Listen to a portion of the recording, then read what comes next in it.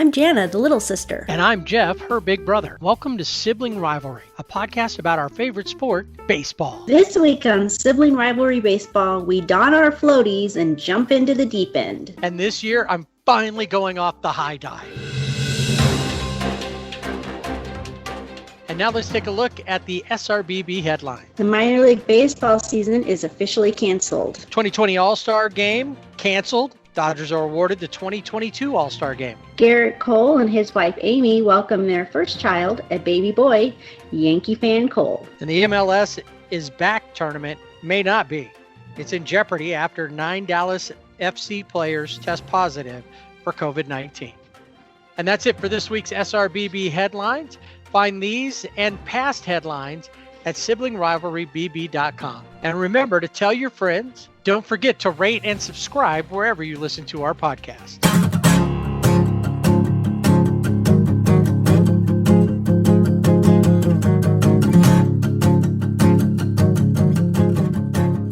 Summer warm-up is underway. The initial player pool list have been released. So what do you say? Let's take a dip.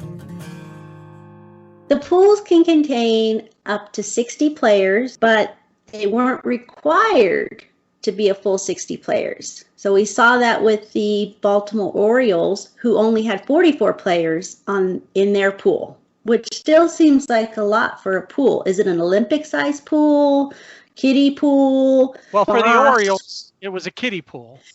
So that's pretty crowded. If the pool is full and they wish to sign someone, claim a player off waivers, or acquire a player via trade, they'll need to either release, waive, or trade a 60-man player of their own. I was just thinking, is it fair to the other teams that don't have a pool in their stadium, like the Diamondbacks? Aren't they the only ones that have a pool? So well, now they have Kansas City has their waterfalls out there, so they could use that.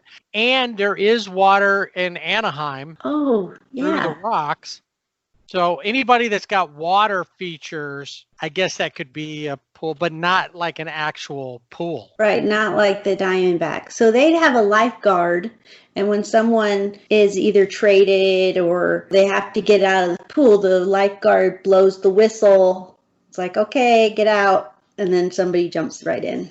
And then what happens is that one of the players didn't want to leave the Diamondbacks, and they pull a squints. And still get kicked out. And there's no running on the pool deck. No running around the pool. The 60-man pool, we know that the pools have been released. They weren't full. Dodgers had 51 on their player pool, but there are no other players are permitted to participate in camp. So you had to be on the list. So as a private pool party. So teams are permitted to operate 2 separate camps if they so choose, and all teams will operate an alternative training site once the season begins. Players on the 40-man roster need not be included in the 60-man player pool, but players need not to be on the 40-man roster unless they're added and they're on the active MLB roster. That sounds really confusing to me, what I just said. My brain hurt. Thank you. It does. If a player is removed from a 60-man player pool, he cannot be added back to that team's pool, but he can be added to another team's pool. Okay, so you're released. Yes. You're outright released if you're off the 60-player, out of the 60-player pool. Yes. Players cannot be freely removed from the 60-man player pool without roster implications. So other than the injured list, suspension, or some other infrequent designation, teams will be forced to surrender control over a player to remove him from the 60-man player pool. Teams may otherwise add already controlled or newly acquired players to their 60-man player pool, which we are seeing, as we'll talk about later.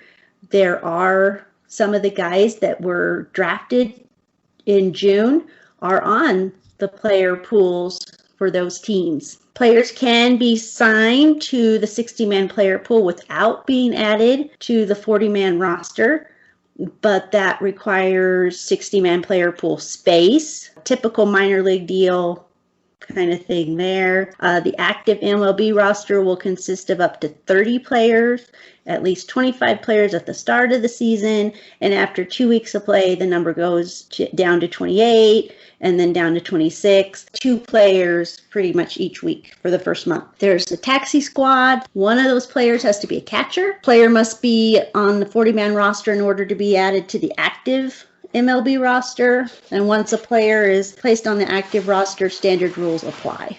All right, I want to get this part straight, because this is one part I guess I didn't get, because I didn't really get deep into all of the different details of this. If there's a 60-player pool, until that player is put onto the 40-man roster, so you're going to have to do a couple of different transactions then, right? And is that how you read this? So the player who's not part of the 40-man roster will need to be moved in. A space has to open on the 40-man for someone from the additional potentially 20 players, and the remaining players in the pool will be added there so that they can then be added to the active roster and become one of the 30, 28, or 26, depending on when it happens. Is that correct? Yes. I just made you an expert right there. Once a player is on the active roster, then all of the standard rules you would see in a normal season apply.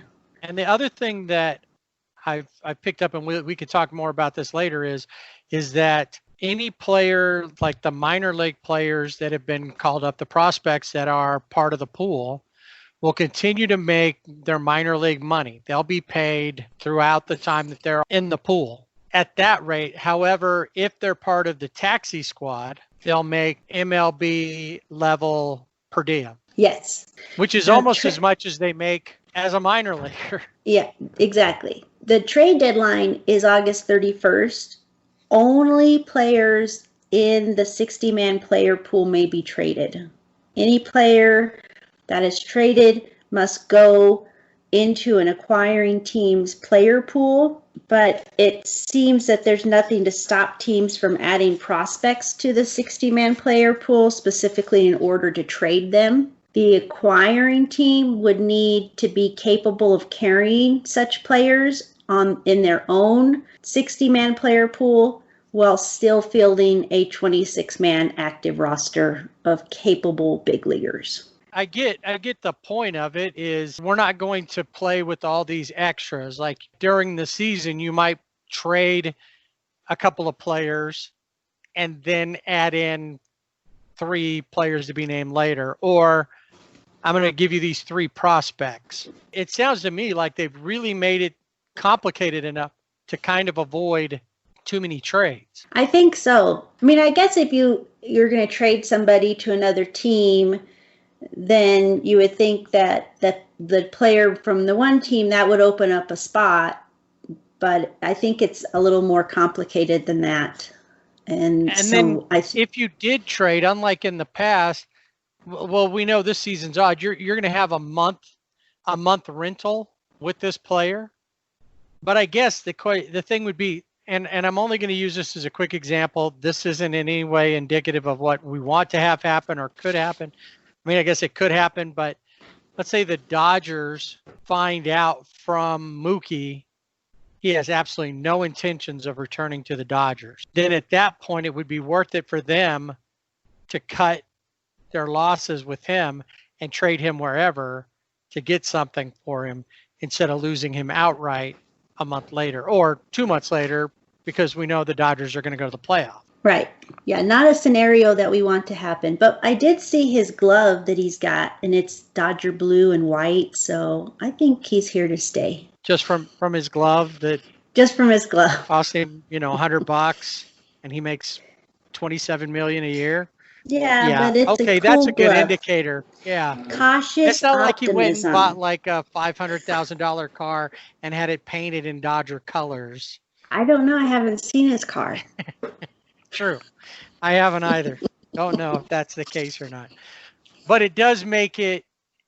I guess that's going to be the one thing. A trade's really got to make a lot of sense. I wonder too, it will make those teams at the bottom, because I saw the other day that a lot of teams that at the beginning of what was the regular season, 162 games, the Angels, let's say, their chances to go and win the World Series were like 15%. In the 60 game, it jumped up to like almost 35%. So a lot of teams are going to see better, and we've talked about this in the past, and I know it's circulating out there a lot with baseball reporting outlets that in a short season like that, who knows what could happen. Any team could come out hot and play those first 60 games, and just like any great team, you could see a team that's stacked like the Yankees or the Dodgers stumble out of the gate for some reason.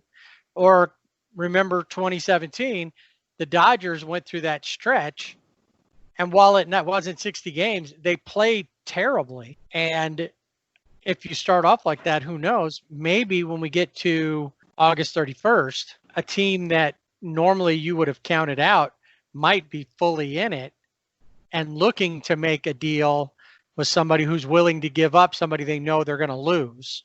Yeah, it would be interesting to see, especially if you looked at, I mean, we've talked about free agency and who the free agents are going to be for next year coming up. It could be interesting to see if that was the case, that they know that they're going to be a free agent, so they just go ahead and trade them, and the team that's doing really well gets the rental, and it could help them, or I don't know, say hurt them, depending on the player. I think for a lot of teams, they almost should just stay static with their bigger names, even if you win it. I guess if I'm a team that never wins anything, if I'm a team that's never been to the World Series, let's say the Seattle Mariners have never been to the World Series, they go all in. At least they can say we went to a World Series, even if it wasn't a funky season. That could be worth that push, and there's definitely more money there. I wonder, though, if a lot of teams aren't going to take those chances based off of this. And as I told you the other day, I think for any team, and I said specifically for the Dodgers, but any team that has a player that's on, they're in their contract year, I would be poking and prodding them subliminal messages, opt out, opt out. Yeah. I think we should be sending Mookie messages to opt out, because if he decides to opt out, he doesn't fit, as far as we know, he doesn't fit under any of the categories of high risk or high risk family that we've heard of. Right. So if he opts out just simply because he doesn't want to deal with it, or he doesn't want to play, or some players even said, I don't know if I want to play without. Nick Markakis opted out for family health reasons, but he also said there's just too much weirdness about playing without fans. If Mookie opts out on his own with no reasoning, he doesn't get service time, which means he's not a free agent until next year. It's time for Dodger baseball. All right, as I continue to build up my nerve to go off the high dive, take those deep breaths to do that, let's talk some Dodgers and what their 60-player pool, or what is it, 51, 52 at this point, player pool looks like. So Los Angeles Dodgers president of baseball operations, Andrew Friedman, said the club would not immediately fill all 60 available slots. He said, our thought process in putting together the 60-man is trying to balance whether or not this might be the only reps some of our prospects get this year. There's just lots that's up in the air. So when the Dodgers announced their player pool, there were 51. It included all members of the 40-man roster and some of the organization's top prospects. Also, the Dodgers just recently signed A.J. Ramos, who is a relief pitcher, to a minor league deal, and he is now on the 60-man roster. So I think it's 50, it might be 53, because there was another player added. So they have it broken up into right-handed pitchers. You have your usual suspects, Pedro Baez, Walker Buehler, Dylan Floro, Tony Gonsolin, Gratterall. I never can say his first name, so I'm just going to call him. Yeah, I like to call him Buster. Well, there you go. Just call him Buster Gratterall. Yeah, Kenley Jansen, who, by the way, hasn't shown up to camp yet, so not sure about that. Joe Kelly, Dustin May, Dennis Santana, you've heard his name before, Ross Stripling, Blake Trinan. Then you've got guys, about 3 of them that last year played for the Quakes. Michael Grove, Andre Jackson, Marshall Kasowski, who played for Tulsa, and he had a 2.45 ERA last year when he played with Tulsa. Wait, so, is that the guy who was in the little one-eyed guy in Monsters, Inc.? Oh, no, that's Mike Kozlowski. Yeah. Okay, never mind. Another one to watch. This guy played with the Oklahoma City Dodgers. I almost called them the 89ers. That's really going back. Mitchell White. I still have an 89ers hat. Oh, cool. Yeah, that mom and dad sent me years ago. Yes. I like that name, the 89ers. That made sense. I like the more than the Oklahoma City Dodgers. See, that's the one thing that I've never been a fan of is when minor league teams are named after. I think the one that made sense to me, like Vero Beach Dodgers, that made sense to me because they played at Dodger Town. That one I got, but it's like to the Twins, any of the Twins teams, minor league teams. Why would they be the Twins unless they live in a city they play in a city with a lot of twins per capita, or they, in some place where like South Carolina, Greenville and Spartanburg are kind of right there close. They could be kind of Twin Cities. That I would get. It doesn't make any sense. Come up with a fun name. Yeah, like the Iowa Cubs. I never. Right. I mean, I know they're really close, but why be the Iowa Cubs? How boring is that? Yeah. I like the 89ers. Of course, the 89ers went from 89ers, then they went to the Redbirds. Nobody was really a fan of that. And then, of course, the Dodgers bought that club. So, right. So those it's the Dodgers' fault that they're named the Dodgers because the Dodgers have no creativity going on there. No. To name, I mean, obviously, you don't want to call them the Oklahoma City Sooners, even though that matches up with that, because really just down the road a little bit from where the Brickyard, that's the name of their stadium, right? Is Norman, home of the University of Oklahoma Sooners. But they could have been called, maybe they could have called them the Boomers. Oh, that'd be perfect. Boomer Sooner. What's a synonym for Sooner? I know there's not one probably in a thesaurus, but a synonym for Sooner, the Oklahoma City Land Cheaters. Oklahoma City Rush. No, I don't. Rush? Well, that would be better. The Sneakies. Hey, some of our relatives were, I don't know that they were sneaky. They were outlaws is what they were. Yes, they came across the border. All right, so left-handed pitchers, the only one on the list that stands out as far as a name that I don't know is Victor Gonzalez, who also played with Oklahoma City. Now on this same list is David Price, and David Price has opted out for the season, so that left that spot open for, as I mentioned, AJ Ramos, who he is a relief pitcher, but there's a possibility he could fill in a spot there in the bullpen. Looking at the pitchers with the 60-man pool, now that David Price is out, who's going to take that spot? And my vote is Ross Stripling. What was the projected rotation was Walker Buehler, Clayton Kershaw, David Price, Julio Urias was slotted at 4, right? And Alex Wood was slotted at 5. Yes.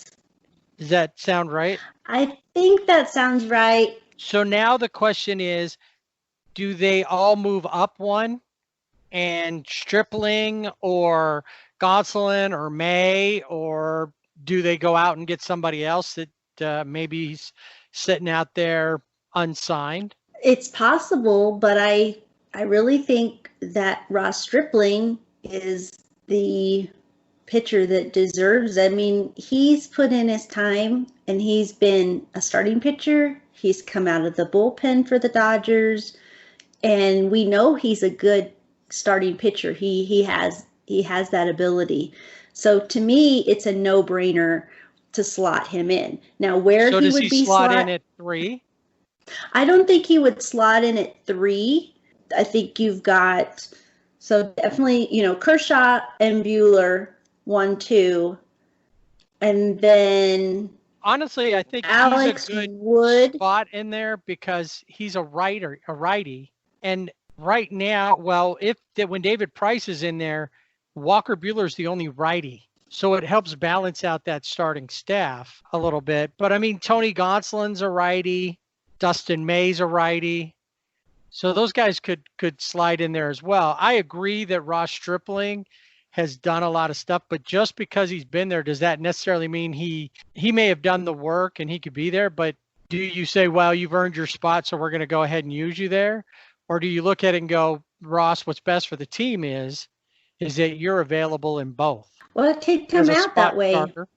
I mean, he did come out recently, just within the last couple of days on Twitter, and he, said that he was disappointed that he wasn't in that starting rotation.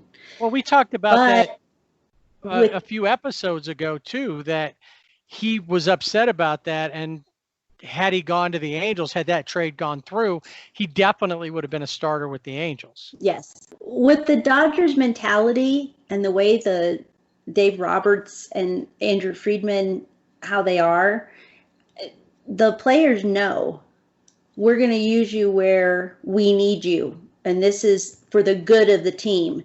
So even if with Ross Stripling was upset or felt slighted, I think he's still a team player. Well, and that's the key, coming out and talking about it and saying, well, I'm upset that I didn't get to be a starter. So it depends on how he said it. If he comes out on his podcast and he goes, yeah, I'm disappointed. I really wanted to do that, but I love being a Dodger. Otherwise he can do himself more harm than good. Now, in a LA Times story by Jack Harris, Ross Stripling is quoted as saying, I can go both ways. I can start, relieve. I can get you one out in the 8th, or I can go 4 innings and long relief to bridge a short start to the back end of the bullpen.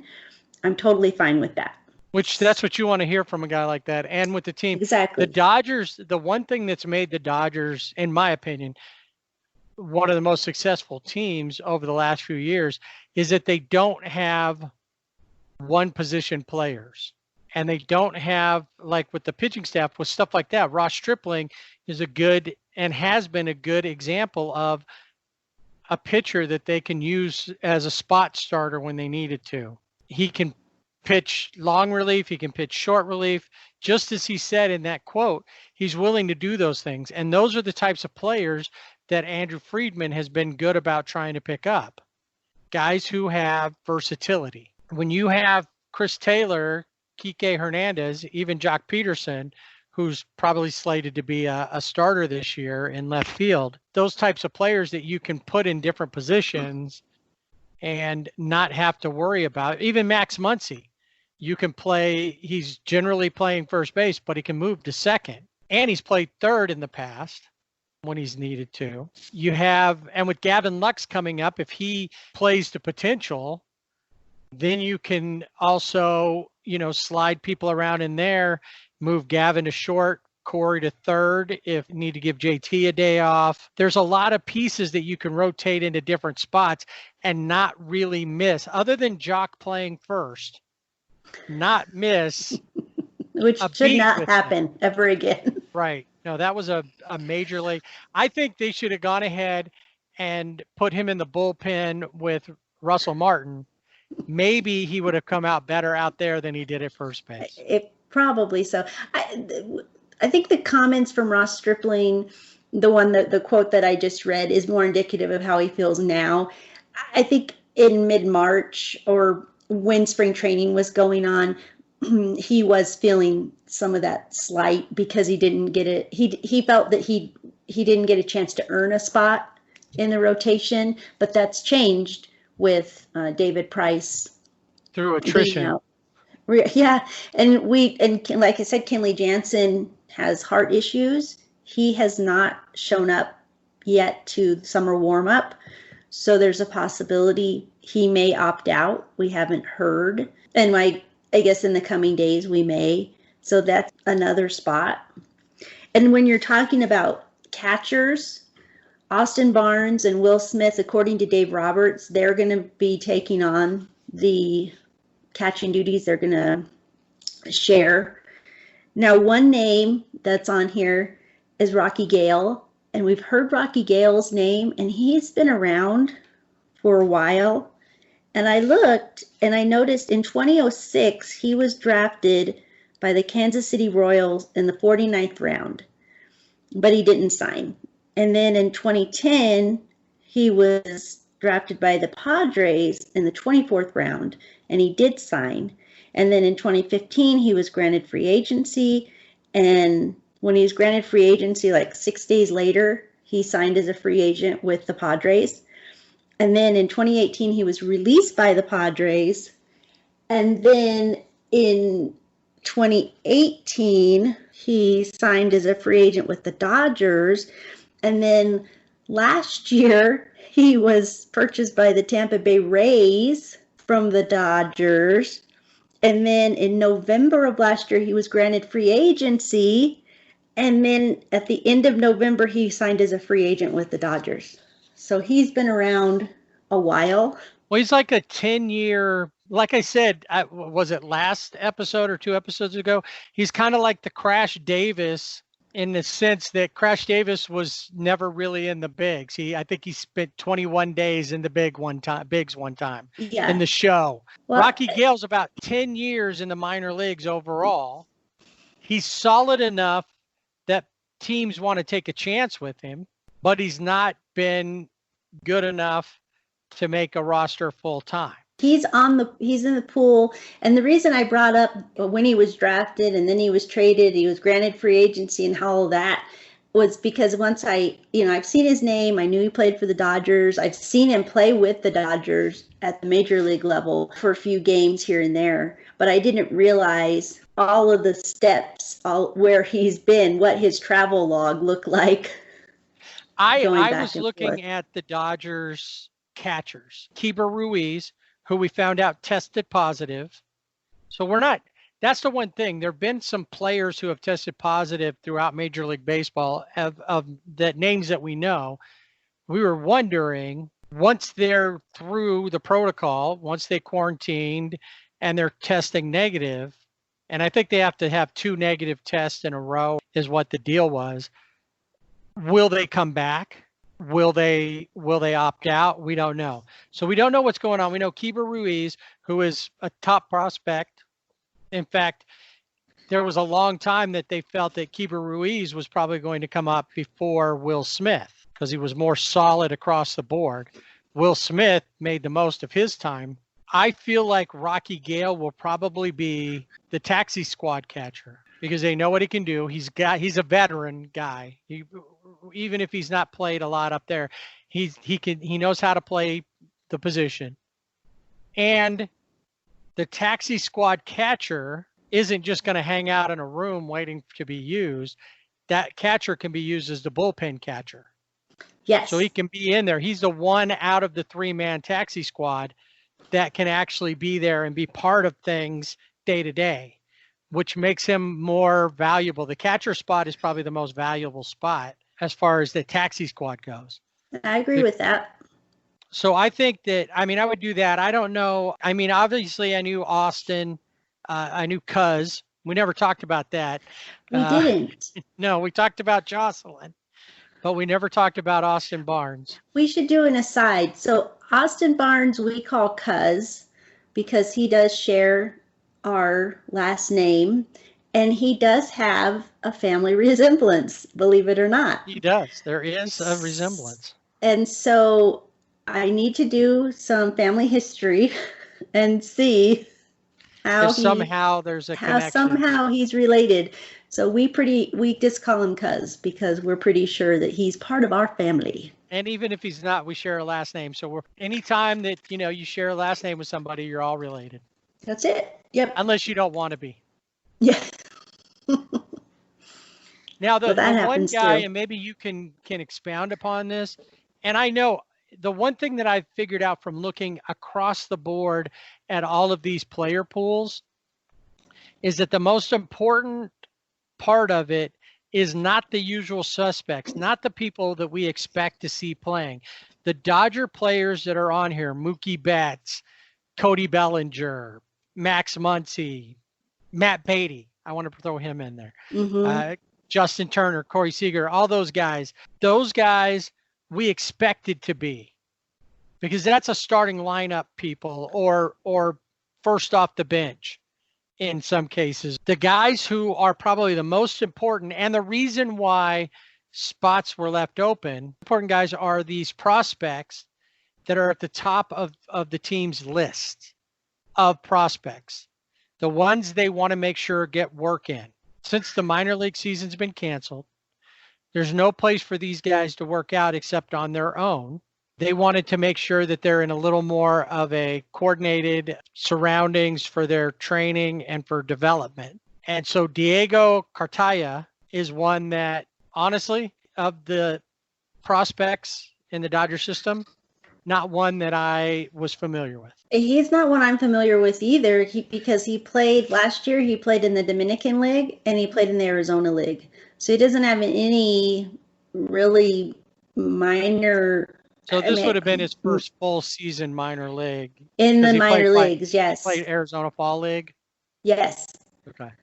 And then in the Dominican. So, but they must see something in him. There's something there, but there's not enough, I guess, stats to really see. But he did well enough in those two leagues that he played in that there must be something.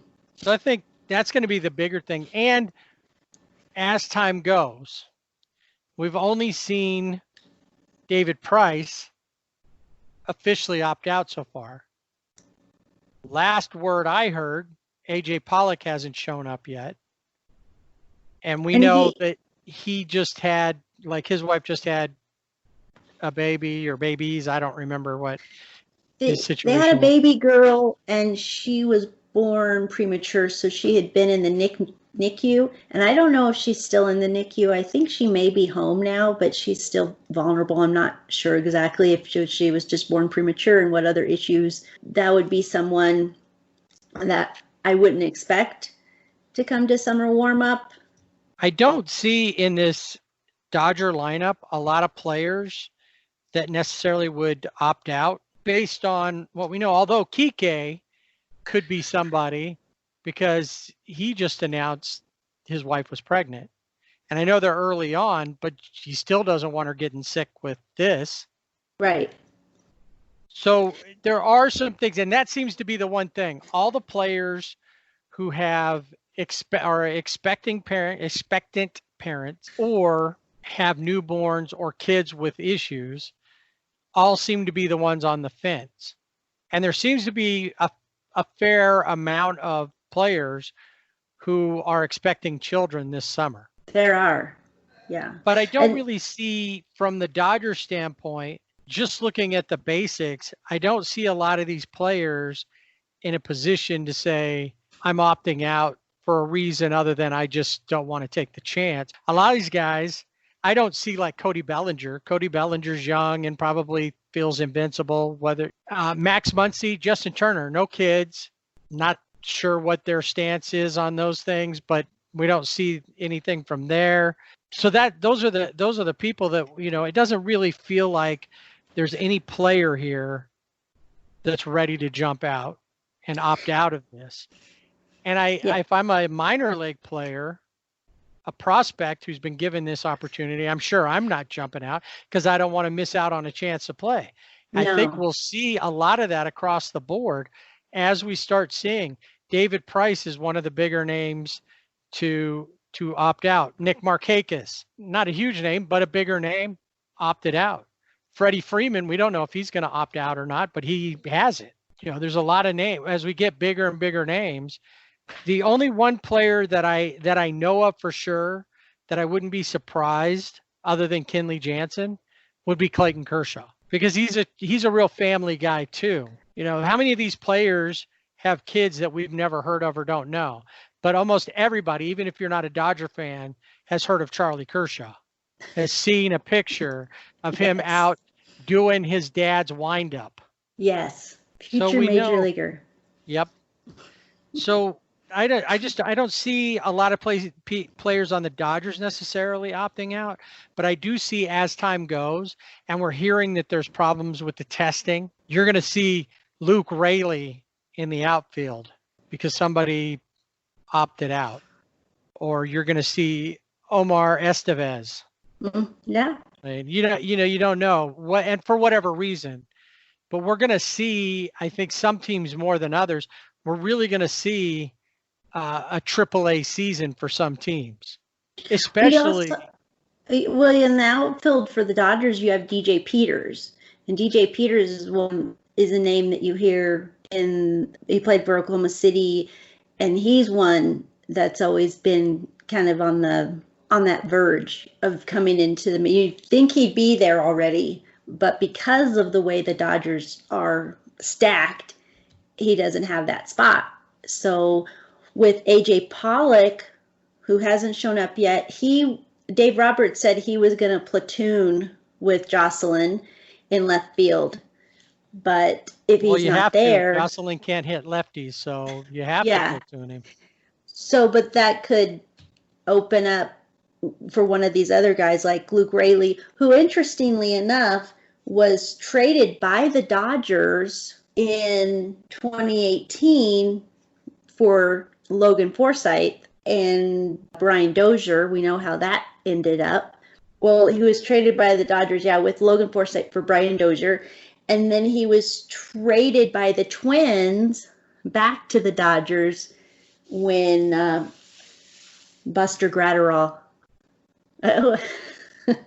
Buster, was when they did the trade with Kenta Maeda. I really do need to learn how to say his name because I don't know. I know, you know what? I got Jocelyn, I got Cuz, I got Buster. We got Petey. Petey. Mm-hmm. Now, for the DH, Dave Roberts said that Matt Beatty, Max Muncy, Justin Turner, and Jock Peterson would be rotating DHs. So if they get that break from playing defense, they would be the DH on a rotating basis. And Gavin Lux will play second against right-handed pitchers. Max Muncy is slated to be at first base, but when Gavin Lux isn't playing, then Max will move to second. At least that's the plan right now. But you do have Edwin Rios, who can play first, can play third. And I think if Justin Turner is a DH, then we would see Rios at third, possibly. Right, yeah, because those guys are going to need a day here and a day there in a sprint like this.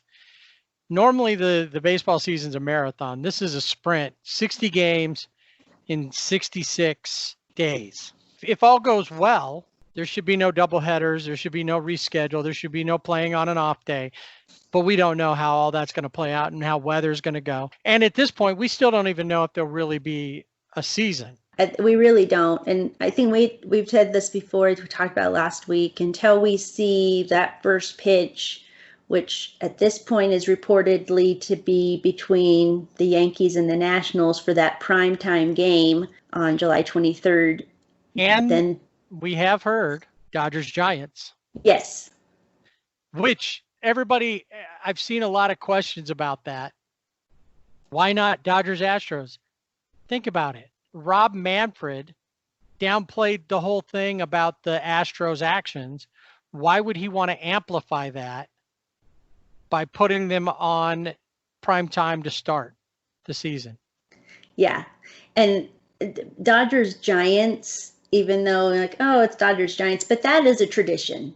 Dodgers-Giants. That's a huge rivalry. Day. That's one of the biggest rivalries in sports. Two teams. Probably one of the longest. Well, absolutely, because they both played in New York together. Brooklyn New York.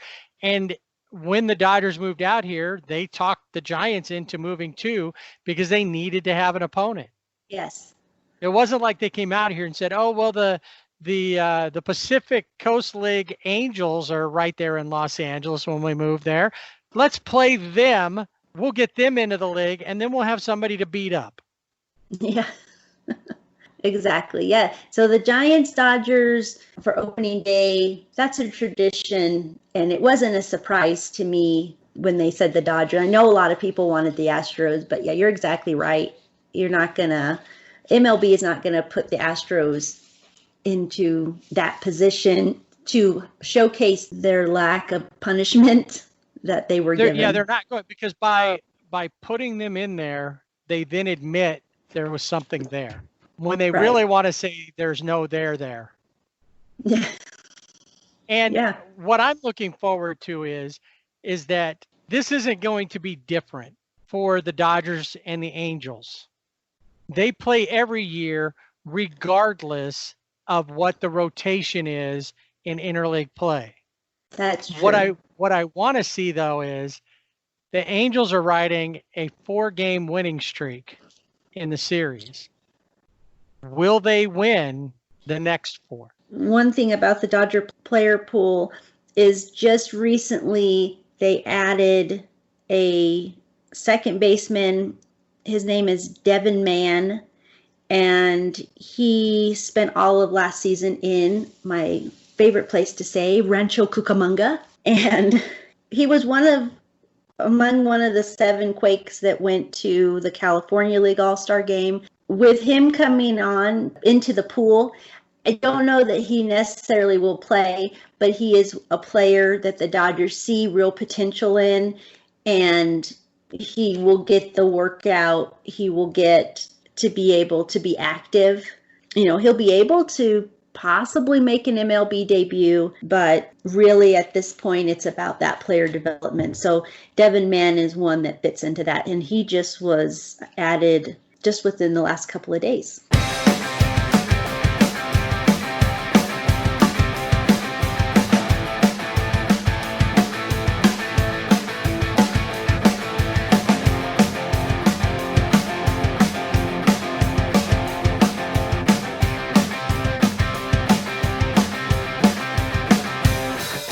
Moving on from the Dodgers, who we don't necessarily know how many players may opt out, if any do, besides who is already.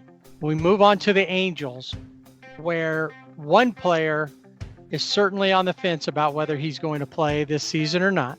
And we look at a team that was in flux to start the beginning of the season anyway. This is a new era for them, the Joe Madden era. And we look at their 60-player pool. I've climbed to the top of the high dive. Let's see if I actually have the guts to make that leap.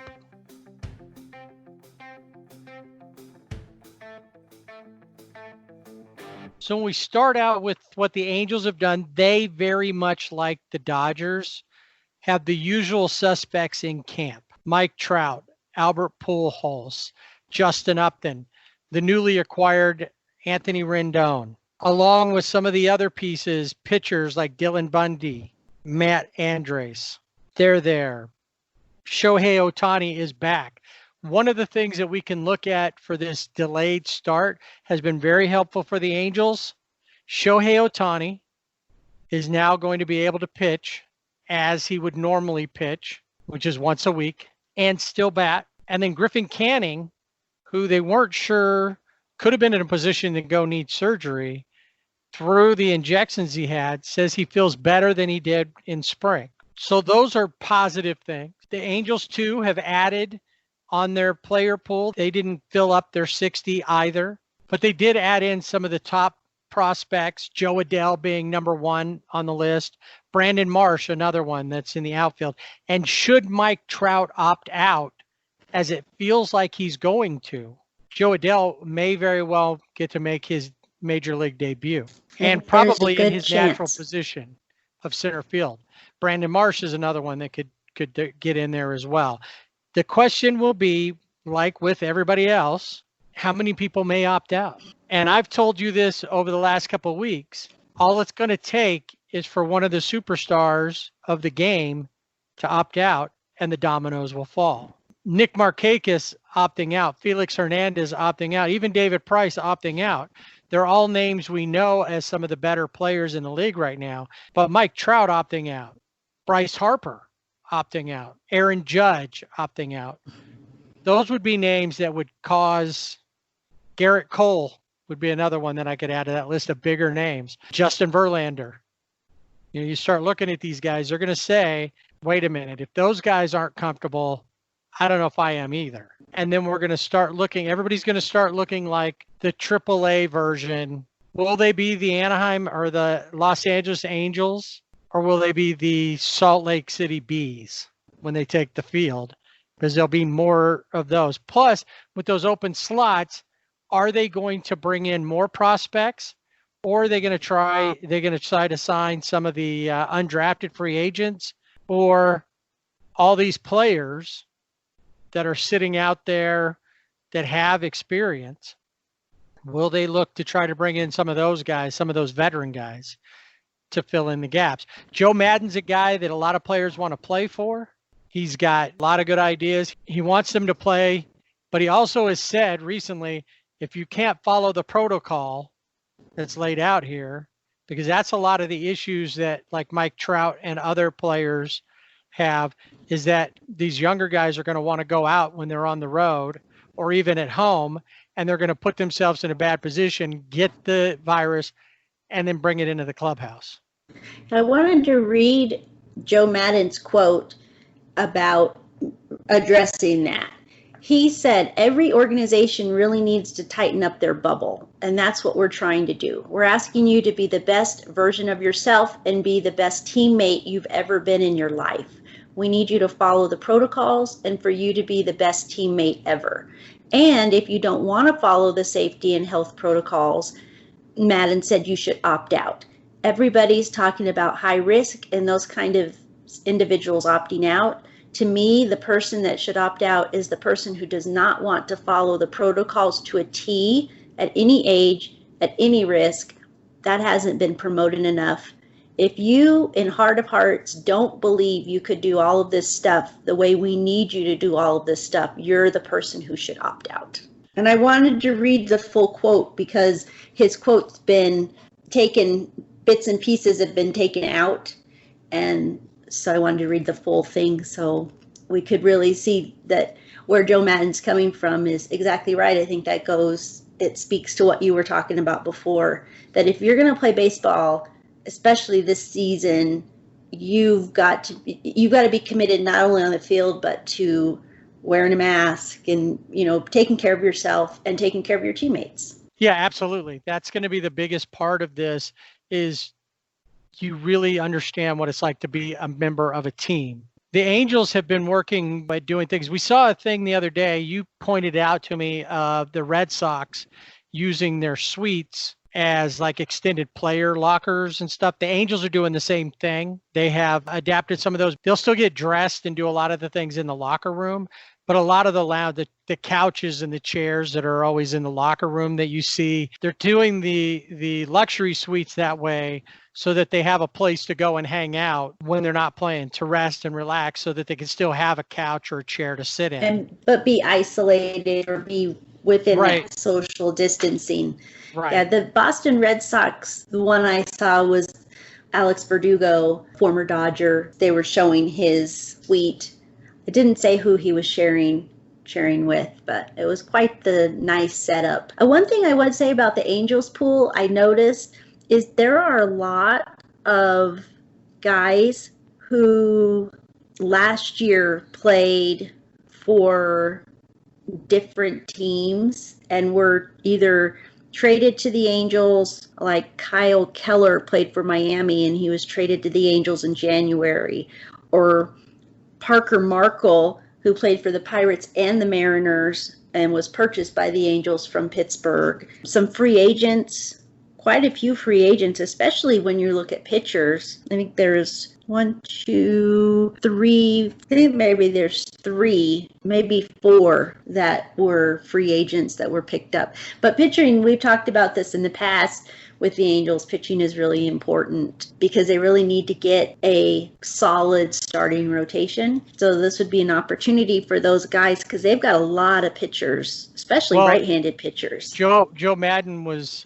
early on, before the pools were released, said we're going to probably be at least half pitchers. The Angels have some similarity to their day-to-day players that the Dodgers have, in that they have 2 or 3 players that are versatile, that are utility guys. David Fletcher comes to mind, number 1. He is a guy who can play just about anywhere. He played third base, he played shortstop, he played second, he played the outfield last year. And that's another, when you go back to the pitchers real quick, we had so many issues with injuries last year and other disasters and other tragedies last year, that there were a lot of pitchers who weren't ready to come up and pitch at the level they needed to pitch. So with that, having a lot of pitchers, having the opportunity to either help develop a lot of these guys, or in fact, another one of our cousins who's not on the 40-man roster, who's a pool invitee, Jacob Barnes. Yes, I did notice that. He's a righty who will get a chance,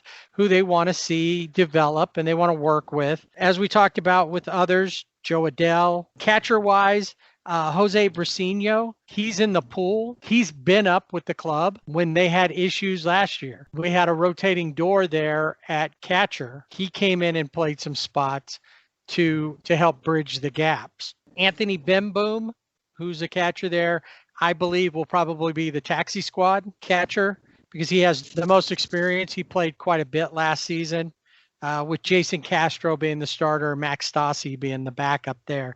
Pitchers wise, as far as we know, Andrew Haney's still our opening day pitcher. What about Reed Detmers? He was our number one pick, 10th overall, and he was signed.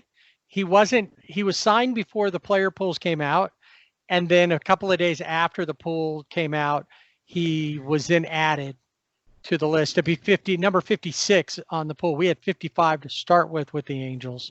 Now, do you think that he could possibly find us starting? I think it'll depend on what's happening in Long Beach, because he's not going to be in Angel Stadium, I don't think, unless they're doing an intra-squad game. He's going to be, I think all of these players, I think Joe Adell, Brandon Marsh, Jose Briceño, Jacob Barnes, all of those guys are going to be over in Long Beach at the secondary site. They're going to be just developing. And Reed Detmers would be one of those guys. Although, as we mentioned, Al Leiter was, as soon as he was done, said he'll be here next year. Yes. He may very well be in a position. Keith Law of The Athletic had him as the most advanced pitcher in the draft. So it was a good pick for the Angels. I think they'll watch him to see how he looks. And if need be, they'll bring him up and play him. I know that Joe Madden has said he's going to be fairly quick with the hook this year with his starters, which I get because every game's going to mean something, I guess, until they don't. But at the beginning, he wants to do that because he's going to have, especially in that first 2 weeks, don't overwork anybody in the first 2 weeks, because you can carry 4 more pitchers and then 2 more and then worry about, when you get to the 26-man roster, how you're going to work it out. I think he could very well. I think a lot of these guys are going to see time this season, especially as we see the opt-out, which that's one part that I'm not crazy about how MLB has handled this. I was watching that the NHL has put together everything, and they're playing in bubbles as well, like the NBA, but they're doing their bubbles in Canada. Eastern teams are going to play in Toronto.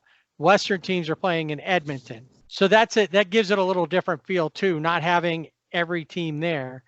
But they had a opt-out date so that the team knows it's not really fair to any team the farther they get into summer warm-up, that a player, especially a player like Mike Trout, decides to opt out a week before games start, while every player should be playing and be up to speed, it still changes things, and I think that it would be better if they put an opt-out date on things, so that way not only they know, but because for the teams, for the general managers, for the managers, they need to look at it and know we're not going to have Mike Trout this season. And that's the other thing. If Mike Trout, and here's where I'm going to take issue with him.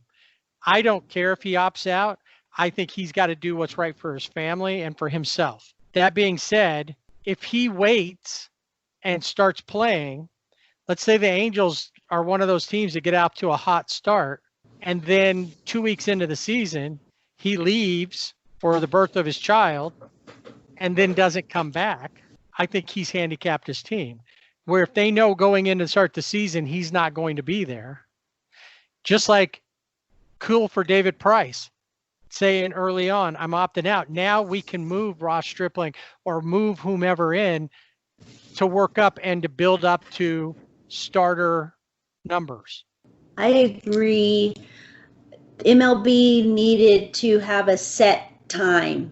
By this day, you need to tell your team whether you're playing or not. So as a player, take a sabbatical for the season, for the 2020 season, and then come back. But I totally agree with you. I think it does handicap your team, because when you are a player like Mike Trout, you're expected to be in center field. You're expected to be hitting those home runs. And that's what your team's expecting. That's what your fans are expecting. And you really just need to rip the Band-Aid off and make the decision. Absolutely. That's the key. A lot of people have come out when these questions have come up about these players, even Mike Trout. They're selfish. They're this. When David Price opted out, there were a lot of people, and a lot of people came to his defense. And I think they would come to a lot of, these players, when they opt out, are not just opting out and getting paid and they just decided not to play.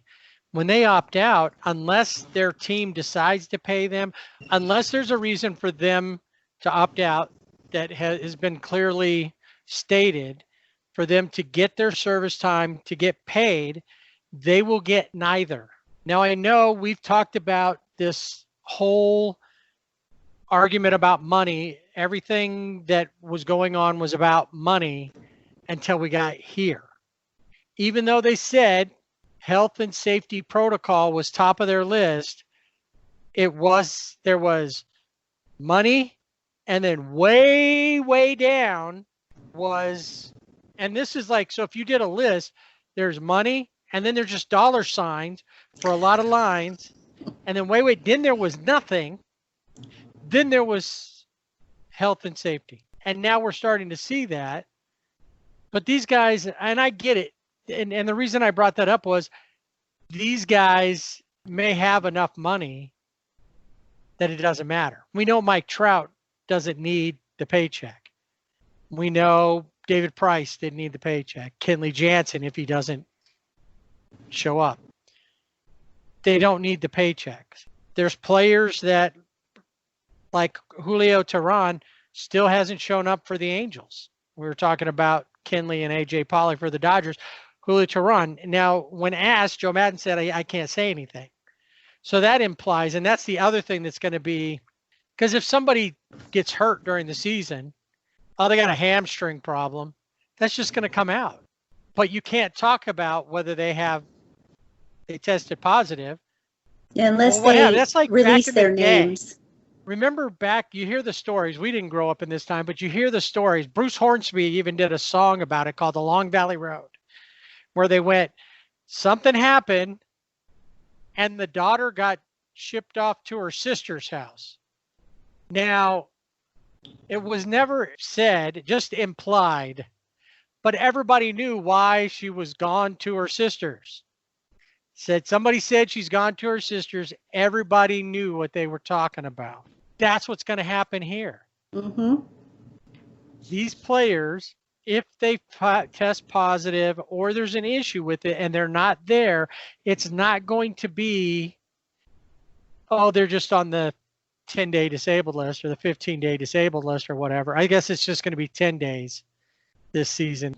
So we're going to have all that speculation. We're all going to know that must be why. And so all those things, I think that once again, they need an opt-out date.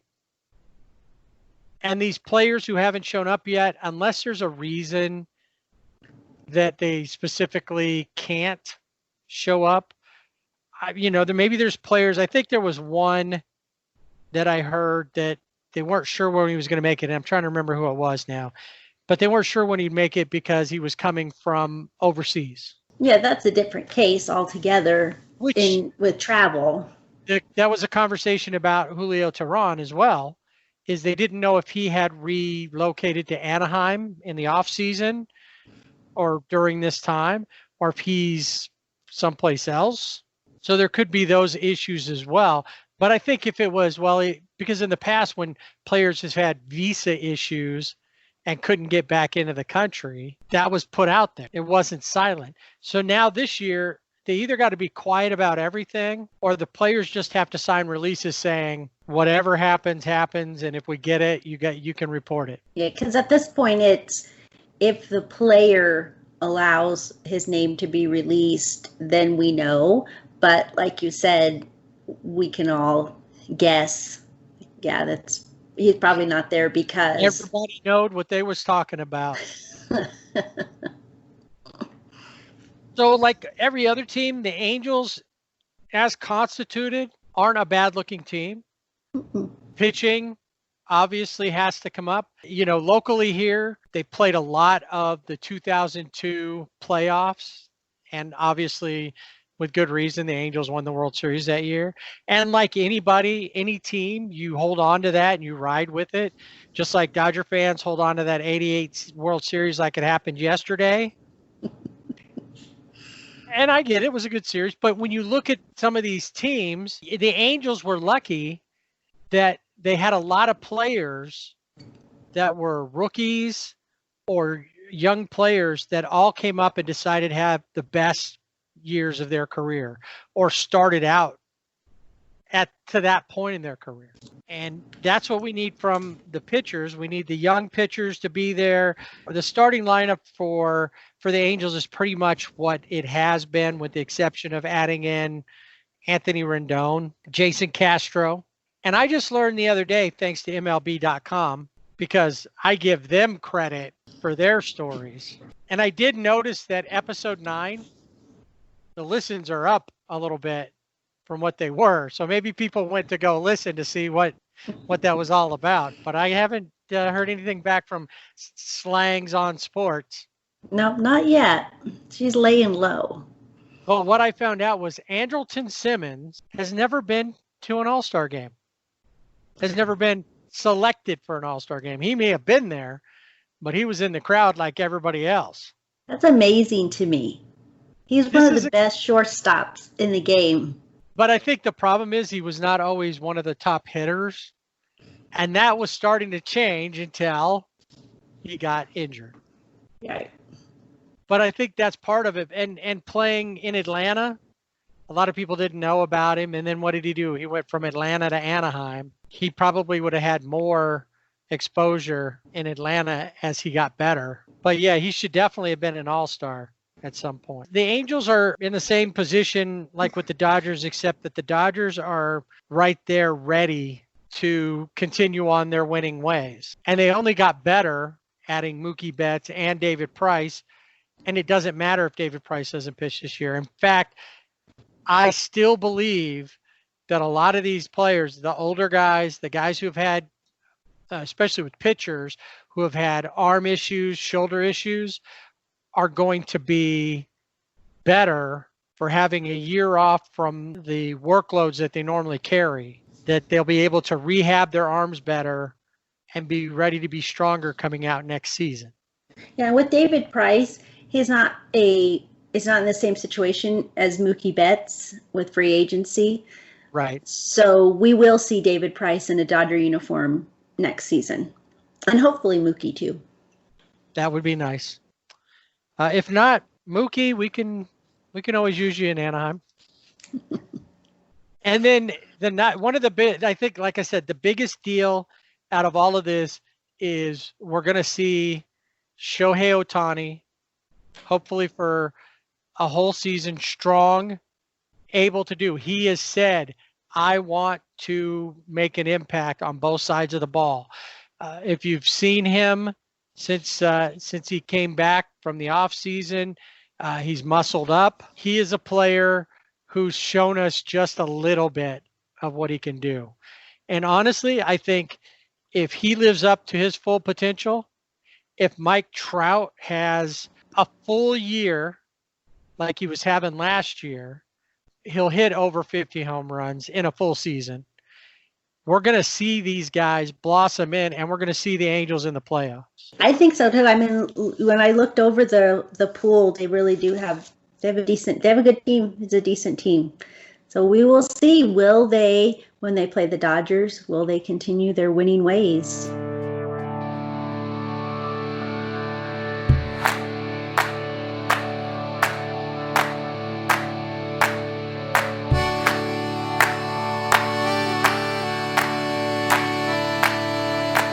Looking at the Dodgers and Angel pools, I think we both feel comfortable, but there are also notable additions to pools across the league. One is former Dodger Matt Kemp has found space in the Rockies pool. He signed a minor league contract with them. He was not on the Marlins 60-man player pool. They cut him loose and let him, I'd say they let him, it enabled him to be able to sign with the Rockies. So I can see Matt Kemp being a good addition to the Rockies, especially in the DH capacity. I've seen that a lot, and he's a good example of what we could start seeing, and we alluded to earlier, in that there'll be a lot of players once these pools and the rosters take shape. Once we see the opt-outs, if there are any, we'll start seeing players added in. Like we were talking about. Yeah, he's one that I'm surprised hasn't been picked up somewhere. The other one that talked about a few times, and I think even Clayton Kershaw, Justin Turner said he'd like to see Russell Martin back because they needed to strengthen up the bullpen. Yes, I totally agree with that. And we had been saying that too. We need him there. People have been joking about that because he was one of the most effective relievers they had last season. But he's a great veteran presence. You could put him on the taxi squad as the third catcher, or you just, like I said, put him in on the bullpen and have him ready. So he could play that role, not be the taxi squad, actually be in the bullpen and be the bullpen catcher at the same time. So you could actually have another catcher. So you'd have four catchers. Could work. So you would, I think that we'll see. I know that there were people posting that the Giants should sign Barry Bonds so he could be their DH. That too. I saw that too. We talked about Freddie Freeman. He's tested positive. So with what is that going to entail? There's 3 players. They're not at camp. They're not at their summer warm-up. But they said they didn't test positive, but maybe they're showing symptoms.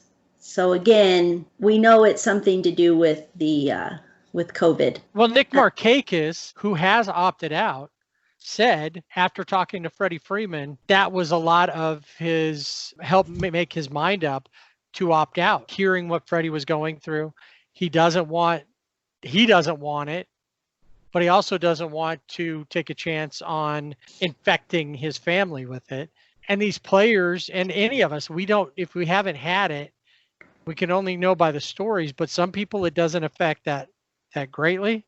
Other people, it's terrorizing. Yeah. One thing that's interesting that I didn't even think about is we do have the one team, Toronto Blue Jays, in Canada. Right now, the border is closed between the United States and Canada. I think it's July 21st is when it could open, but it could still be closed. The Toronto Blue Jays had to get a waiver to be able to train in Canada. They originally were thinking they were going to be training in Florida, but then all of those spring training sites were shut down. So they did get a waiver, but they still don't know if there is a season, where are they going to play? They want to play at the Rogers Center, but they still have to get a waiver from the government to be able to travel back and forth, because otherwise they would, without a waiver, they would have to be in in quarantine for 14 days, which does not bode well if you're that's not trying to play games. They might as well take them out of the mix, and that's a slippery slope, to use that overused cliche. Once a team is taken out of that for whatever reason, if they have to shut down a team because too many players there seems to be a trend, how does that all work? We don't know. The Major League Baseball is going to have to step in and make the decision, because I don't think any team is going to give up any of the money that they would be losing by not playing. And at that point, do you start taking out, okay, so Toronto's out, we need to take out one other team so that it stays even? Or do you just stop play altogether? Yeah, how do you make those decisions? And Toronto, it's a government issue. And so that's even bigger.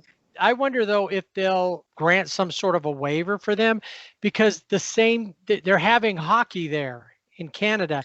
And I know everybody's coming in and they're all going to be bubbled up in 2 different locations. So that changes things because they can control it more. There's not a back and forth. But I wonder, why would you they could probably put greater restrictions on how they move, where they stay, what they do. They could probably create a bubble for the Blue Jays, as far as obviously when they come to the United States to play the teams here, they're going to play more. They're only going to play 30 games at home. They're going to have to play 30 games outside of it. So unless they play 30 games, and there's no time for 14-day quarantine. No. But they have a hotel connected to Rogers Center. They could create the bubble there for them to stay in and play their games when they leave, fully protected when they're there, and they're not out. When they come in, minimal contact with whoever on the airfield, get on the bus, go to Rogers Center, stay in the rooms at the Rogers Center. If you're giving every player their own suite, put in a bed, let them stay there. But like I said, put them in the hotel there. That way they're all right there in one place at one time when they're at home and they're not near anybody else. I really think that the government will give them a waiver. There's probably more, I don't want to say pressure on the Blue Jays, but they probably are having to come up with this bubble and how it's going to work. Okay, we're going to let you travel to the United States, but you have to do ABC in order to make sure that everything is safe. And again, I guess too, with how the MLB, but the MLB should also be involved. It shouldn't just be on the Blue Jays. I think they have to be, because if something happens and the Canadian government says, we don't like how this is being played out, they could shut it down from the Blue Jay side. Like, hey, nobody's coming in, because that's right. Become more the thing. The borders are being locked down by other countries. It's not just the U.S. saying, no Canadians, you can't come in, or no Mexicans, you can't come in. It's those countries are saying, you know what, you guys have too much going on. We need to lock this down, especially for the East Coast teams who are rolling through. Not only are they going to Florida, which is one of the hotbeds right now, but New York, which has been a hotbed, and with so many people in such a small area, it could flame up again. So you have, those hotspot areas they're going to, but I figure they got to figure it out, because even in California, where it's a hotbed now as well, they're allowing this to go on. And things are more open, but even as they start to clamp down again, They're still saying, no, this is essential. They're working on trying to be on top of this. And I'm sure that the minute that something goes wrong and it doesn't seem like Major League Baseball has a handle on it, we'll see the government get involved, at least on a state. California won't have an issue shutting things down. No. As we get ready to jump into the deep end of the pool and be totally immersed by the wonder of baseball, we still have to consider the things that were problems before a pandemic hit and caused a whole nother set of problems. And that is getting people interested in baseball again, or even creating new fans of baseball. For those of us who signed on to this, who gave our souls to it early on in life, there's not a big deal. In fact, we're more upset about some of the changes that are coming that we believe are causing integrity issues for this game. Recently, the sports columnist for the LA Times, Helene Elliott, wrote an article June 30th. This article posted in the LA Times said Dodgers Angels ought to cultivate young fans by starting games earlier this season, making the games more accessible, especially since we can't go to the games, make them easier to watch. And before we get to this one paragraph that's towards the beginning, and we felt that this was a good paragraph to share, making the game, fans can get more involved, earlier start times, but I think even a bigger thing, no blackout. Yes, no blackouts. Near and dear to your angry baseball fan heart. Yes, I'm going to go on a rant right now, but I won't. Why, especially in this season when you want as many people watching as possible, especially with the advertising dollars and that, cut it out. There should be, so people can watch wherever they are. Because even if you subscribe to MLB TV, you can't watch your team on your mobile device unless you're out of state. If you're visiting North Carolina, you can then watch the Angels or the Dodgers, or in your case, the Diamondbacks but if you're in your market, you can't watch them. We need to get rid of that. We need to do those things. And when I read this, I knew this really kind of grabbed me, and I just felt the need to share. Remind us why we fell in love with baseball. Show those who abandoned the game why it's worth coming back. That the strategy and drama and rhythms of summer can be hypnotic. Create emotional connections that bring us closer, even though we have to be physically distant. While fans are banned from stadiums and players are forbidden to give one another high fives or walk off home run hugs, give us reasons to care.